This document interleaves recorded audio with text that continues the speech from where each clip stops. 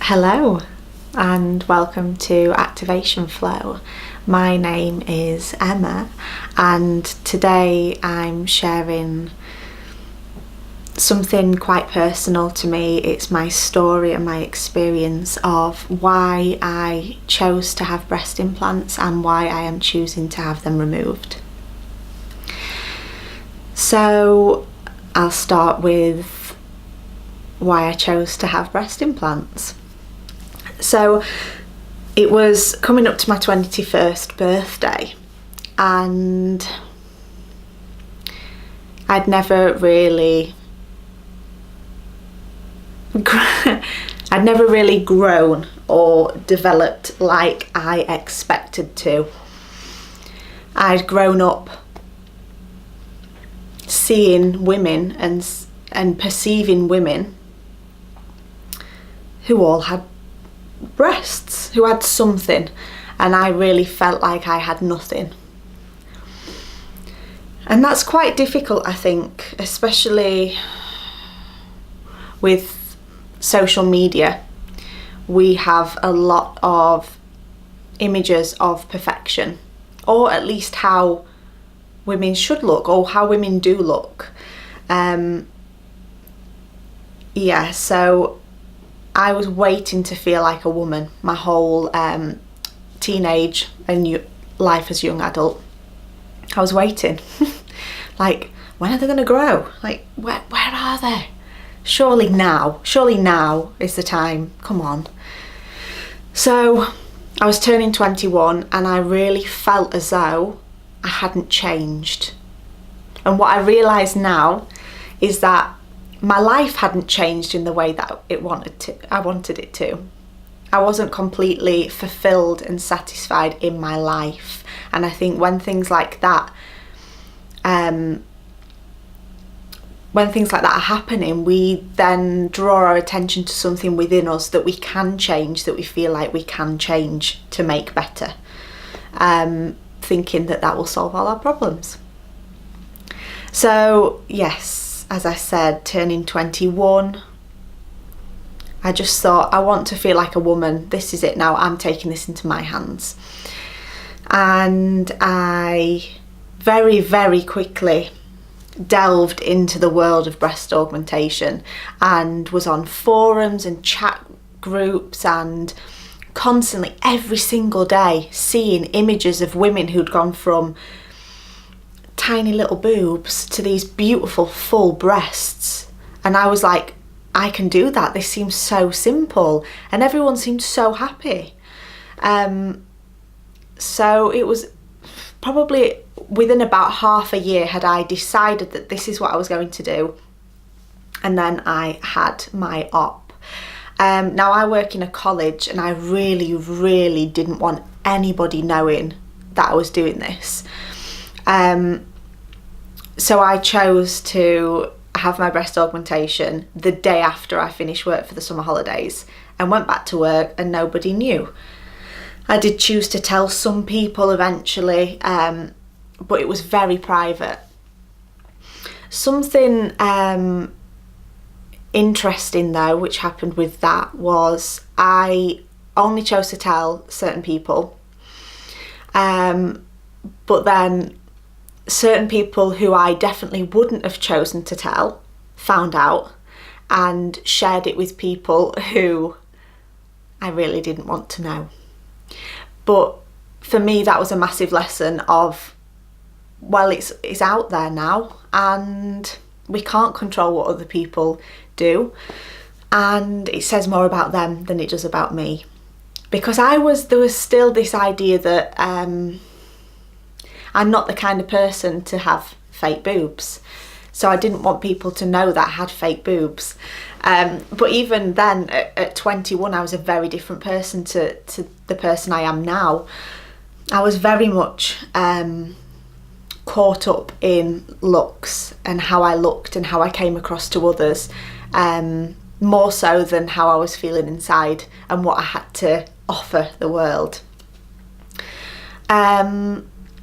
So yes, that was how it all unfolded. I'll just mention obviously there were many things growing up, comments made, situations that happened that made me feel uncomfortable and that stuck with me, linked to having small breasts. So yeah, they definitely played a part, and I can acknowledge that now, but at the time I wasn't really aware of that. I didn't want to think about why I was doing it, other than the fact that I wanted boobs. I wanted to feel like a woman, so I'm empowering myself and I'm doing this thing that's going to make me feel like a woman. And it did. It did. And it gave me more confidence, I think, to put myself out there and share things. So I really don't regret the decision, because I totally believe everything happens for a reason, and I can see how much I've learned and grown from this experience. Now, from the start, I wasn't completely happy with the outcome of my surgery. There was discomfort in one of the breasts, and I'd gone from being, it was very interesting because I'd gone from being really comfortable, oh sunshine, really comfortable just wearing a vest top and no bra in the house, but I would never go outside braless, to then being so uncomfortable that I would always have to wear a bra of some sort, and I was never comfortable going braless. So yeah, that's had a part to play in my decision.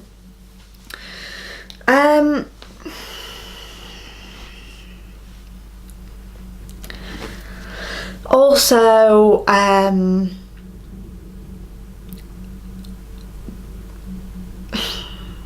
this is still based on looks, so they don't look exactly how I would have wanted them to look.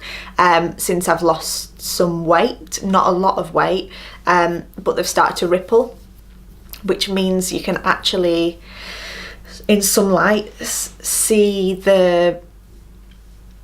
it's like basically the implant inside has wrinkled and rippled, and because I have no tissue on the upper half of my breasts, you can see the ripples, and it's a reminder to me that they are not natural. This is not a natural thing that you have put in your body. So over the past 2 years, I've started to feel really tired and really quite fatigued. And I have quite a healthy lifestyle. I've been vegan since 2016. I do yoga every day. I really do put self-care as a priority, and I'm so grateful for that. But there's something in me that knows I should feel healthier than I do. I should feel better than I do. And I'd not really linked it to breast implants.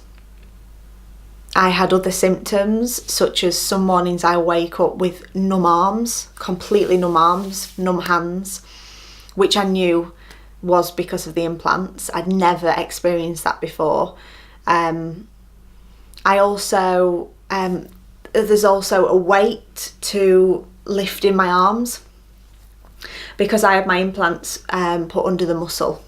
So of course it's going to affect the rest of my body.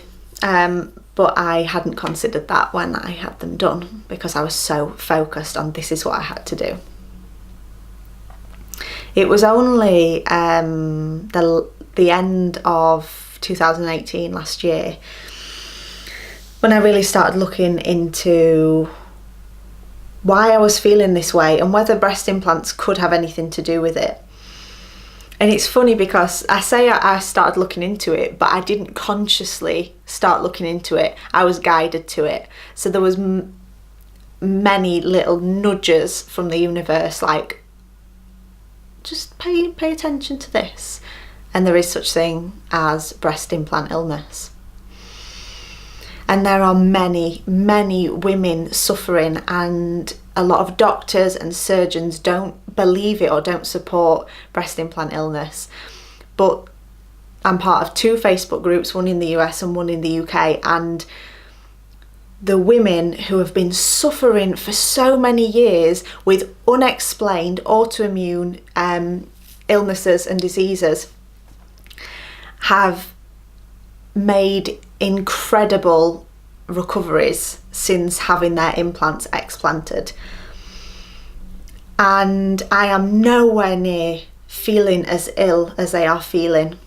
I feel generally very well in myself, and my mindset's changed over the last few years. I used to affirm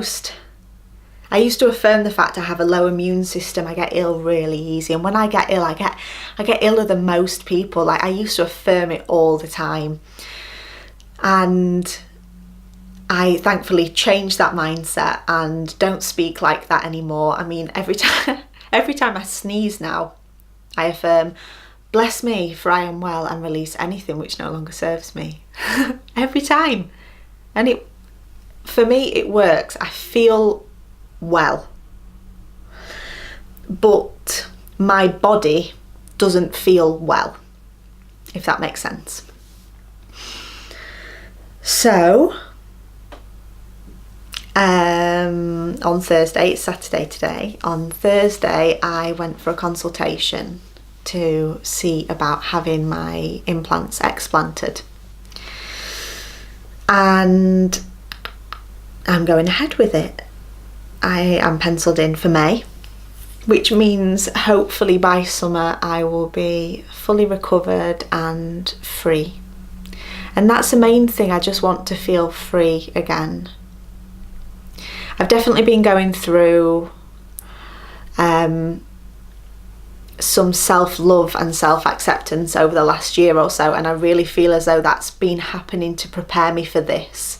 So I haven't cut my hair since October 2017, and I've had to kind of get over the idea that actually it snapped a little bit and it's not growing, but that can also link to breast implant illness. Breast implants can they affect so much your endocrine system, your like lymphatic system, which affects hair growth. So I really do think that they're affecting my hair growth. I also haven't shaved since March 2018. And I think that's been a huge part of my self-love and self-acceptance journey, because I had all these ideas of what a woman looks like in my head. And then I suddenly realised, wait a minute, I have literally paid somebody to cut me open, shove something underneath my muscle that is not natural, to make me appear like I feel women should look, because that is what I've been conditioned to think. In the same way, oh, I'm going to pay to have this disposable razor that's going to end up polluting the planet, and I'm going to shave off the hair, or I'm going to wax off the hair and go through pain and suffering. And then the discomfort of stubble coming through. Oh, I've got stubbly legs. Oh, that feels awful. I better get rid of them. Oh, can't let anybody see my stubbly legs. So I just had this urge to let the hair grow. And it's really funny how this has happened, because it's just, I'll be like, oh, well, I don't feel like shaving at the moment. And then another month would go by. Oh, I don't really feel like, I just feel like I should leave it. And it actually got to the point where I went away in the summer for 3 weeks to do my yoga teacher training. And just before I went, I was in two minds. I was like, do I get my leg hair and my underarm hair waxed off? Do I just get rid of it now so I'm not worrying? And I'd be around a pool and I'd be wearing shorts and wearing bikinis. And I was really, really worrying about this. And I ended up going hair and all and was so accepted by the beautiful, beautiful people, beautiful souls I met there. And it was liberating, and I got to, because I had a lot of people asking me questions about it. So why do you not shave your hair? Because it's unusual. We don't see it, do we? We don't see very many women with underarm hair or leg hair. But yeah, it was good to talk through it with people, because I think when you talk through it, you start to understand it more yourself. So I do feel that I've been preparing for this transition for a while now, and I still feel as though it's a funny place to be, because just in talking about having my breast implants removed and booking consultations, it's brought the old insecurities back up to the surface. And many things have happened recently that have brought old insecurities back up to the surface, old wounds, old things that really need some love and healing. And the focus needs to be on me and myself first, loving and healing and accepting myself as I am. And so I know this needs to happen. I know I need to let go of the implants, let go of what I feel a woman should look like, because my perspective's changed so much since then, and I've changed so much since then, and these implants are no longer in alignment with me or my future. They're not who I am anymore, and that's okay. And it's another reminder that nothing is permanent, and we change and we grow through our lives, and it's beautiful. I think it's really important to see that these things are happening for us. I don't regret my decision. I am not going to feel any sense of disappointment in myself for making this decision, or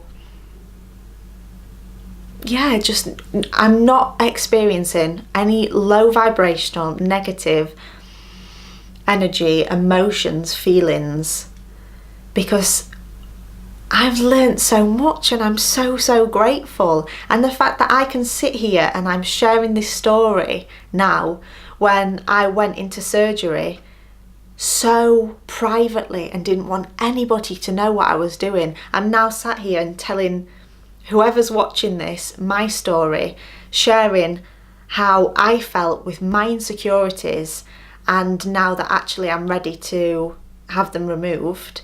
And hopefully, I would love it if this influenced or inspired others in some way, whether you were contemplating getting breast implants and perhaps this changed your mind, or just makes you take a little bit of time just to have a good think whether this is for your highest good.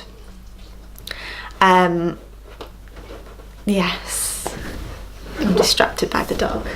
Baby. You see her, she's sleepy. Oh, you're getting comfy. So yes, I think that's everything. I don't have a timer on my camera, so I don't know how long this video has been. But just to end, I want to send out a message that you are beautiful and whole as you are. We can heal those parts of ourselves that feel incomplete. We can heal those parts of ourselves that make us feel unworthy. Usually these are things that have happened to us, things that have been said to us, other people's perceptions of us that they have projected onto us and we've taken and held. Usually that's their own insecurity that we have then taken on board. Now is the time to release and let go of anything which no longer serves you, anything which no longer feels in alignment with you and is not making you happy. time to let it go. Thank you so much for watching, and I'm sending lots of love and lots of light your way. You are beautiful. Truly, you are.